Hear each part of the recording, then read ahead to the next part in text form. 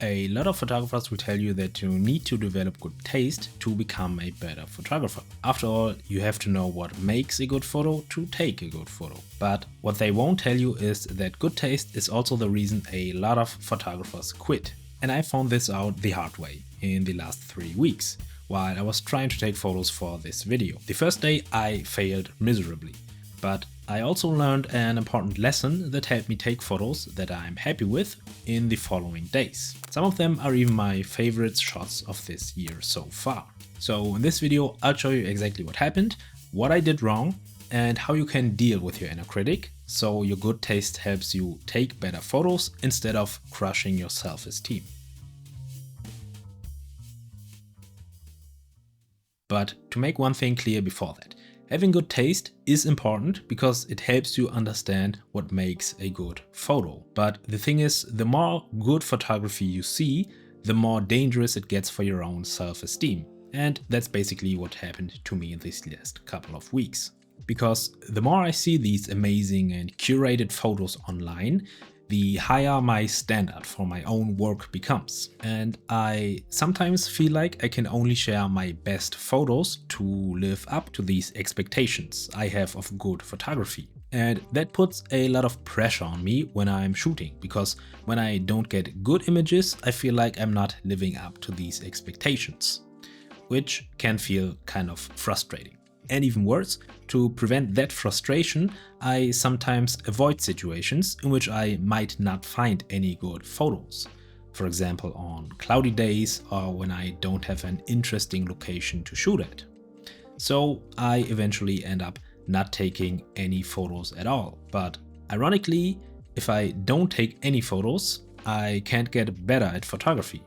And if I can't get better at photography, I take less photos. So essentially, good taste becomes a problem when you expect every photo that you take to live up to your idea of good. So about 3 weeks ago, I decided to go out anyway and take photos, even though the conditions weren't good and I didn't feel like I would get any good photos.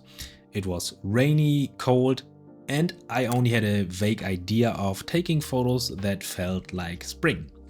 And having a theme was a step in the right direction, but I was still missing an important thing. And I'll be honest, while I failed to take good photos, I still learned one of the most important lessons for photography. So let's have a look at some of these photos to see what I did wrong and how I found the fix on day 2. As my first location, I found this little side street. I liked how the trees framed the people walking beneath them, and it kind of feels like a moody spring day. And I also love how the tree creates this nice contrast and that the person's face is partly covered by the umbrella, which gives this photo a sense of mystery. And to be fair, this shot doesn't exactly feel like spring, but as I was just beginning, I thought I might get into the groove after a while. After that, I found this closed beer garden that felt somewhat liminal on the rain. I'm not sure what it is, but there's just something about places where people usually gather, but seeing them being empty.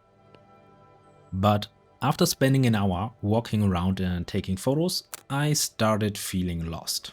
I think that was because while I had a theme, I didn't really think about how I could express this feeling of spring in my photos. And I did find a way to fix that for day 2, but before I get into that, I want to quickly talk about the one thing I did right on that day. So while I do feel like I failed on executing my own briefing for this shoot, I at least failed forward. Because I went out and tried shooting even when I didn't feel like I get good photos that would live up to my standard. And I didn't have the perfect conditions, the right location, or even a good plan of where to shoot. But instead of seeing these photos as failures and thinking I'm a bad photographer, I see them as lessons. And when looking at them, I can often tell what it is that I don't like about them. So that way, my good taste helps me understand what I should change the next time I'm out shooting. And it's important that you don't let that good taste stop you from shooting just because you think you won't get any good photos, or you won't get any photos that live up to your idea of good. So in my case, I noticed that my photos didn't really have anything in them that felt like spring to me. And that's because I didn't think about what spring means to me beforehand. For example, by noting what things I could incorporate into my photos that would communicate to my viewer that it's currently spring. So that's exactly what I did on day 2, where I got way more photos that I'm happy with, and even one of my favorite shots of this year so far. But before I found that shot, I had to relearn another lesson. So for day 2, I made some notes for what kind of things I wanted to photograph to capture the feeling of late spring. So as my first order of business, I searched for blooming flowers. I found some in this side street and tried to capture some people walking by to get some warm-up shots. The first shots were kind of okay, but then I got this one. I like how the color of this guy's jacket matches the color of the blossoms. And in this one, it's the opposite. I like how this guy's coat and umbrella pop out compared to the lush greens and the color in this image. And while still at the same location, I tried to capture someone walking past this garage entrance because I thought it might make for a good frame. And this technique of trying out different angles and compositions at the same location is called working the scene. And while the shots I got didn't turn out as good as I imagined, by working the scene, I found something much better. So while waiting for someone to pass by, I noticed dozens of cherry blossoms falling down in the background. So I rushed over to get some shots of this cherry blossom tree that looked so unimpressive from afar because it was already beyond its peak bloom. I like this shot for how unusual it looks. This entrance into a garage is just such a mundane place I'd never dream of photographing. But the fact that the cherry blossoms were flying around just makes it so special and creates a nice contrast to this boring place. After that, I also got this shot, which really highlights the falling blossoms. This is probably one of my favorite shots of this year so far. So the moral of this little story is, by working the scene, I found something special about this location that I couldn't have found if I had just taken one shot, decided that it wasn't going to work, and moved on. Because sometimes you'll only find good photo opportunities if you give your location a little bit of time to really unfold and for things to unfold. A couple of minutes later, it started pouring down, so I decided to take shelter in the short tunnel right in front of the garage.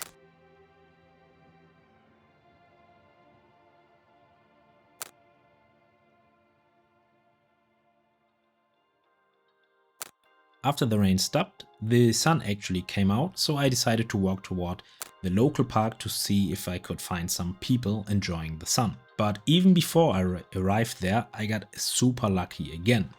As I was walking through this tunnel, I thought this slice of light might make for a nice shot, so I waited for someone to walk through. I did get a couple of shots that looked kinda cool, but then I noticed something much better. There was this odd interaction between the cars passing through this sliver of light and the rainwater on the road. So if you look closely, you can see the cars kicking up rainwater from the ground, creating a rainbow for a fraction of a second. It took me a good 20 minutes and dozens of photos to get it right, but I'm pretty happy with this one. If there's any lesson in that, it's that you should walk everywhere you can when you're taking photos, so long as it's safe, of course, because you never know what you might come across. I really like this shot of the flowers slowly growing through this fence. It feels like a metaphor for going your own way, slowly but steady, despite any obstacles that might be put in your way. And it also fits the spring theme very nicely. And to be honest, I would have never found this shot if I hadn't just walked by it randomly.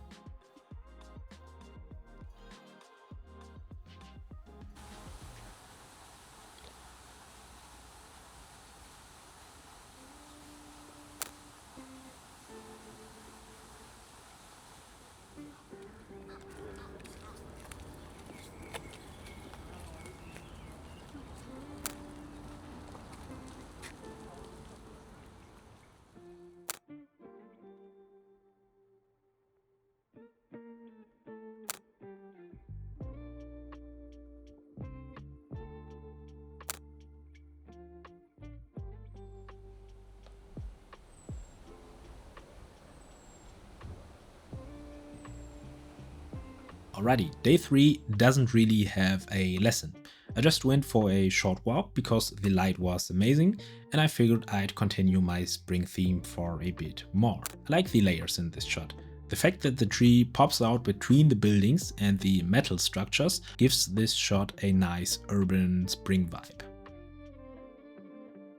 And to be fully transparent with you, I also wanted to show you this shot that didn't really work out as I imagined. So I wanted to contrast this huge tower with this gentleman in front of it who was taking a photo of it, and I liked the contrast in size between these two, and that's what I wanted to focus on with this shot. But unfortunately, this guy was in the shadows, and the shadows are so dark that you can barely notice the guy. So yeah, the shot in itself doesn't work out, but I still figured I would include it just to show you that we all take not so good photos, and what's important here is to just to see if they work out or not.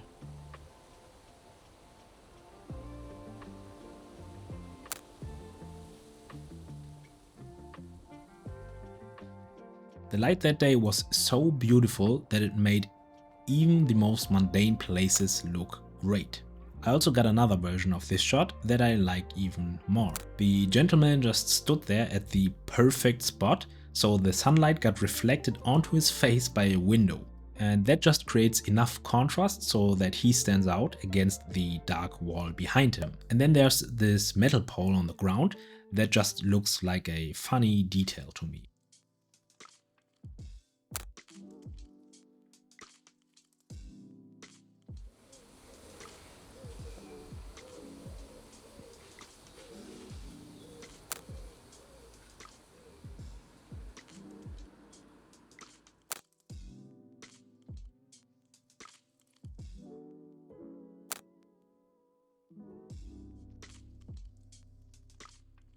And lastly, I found this place that looked so interesting to me. It seemed like this bush is slowly growing around the house, as if nature was taking back its place. I got a couple of versions for this shot, but I think this one is my favorite, because it's mostly focused on the bush and the building without any distractions in the foreground.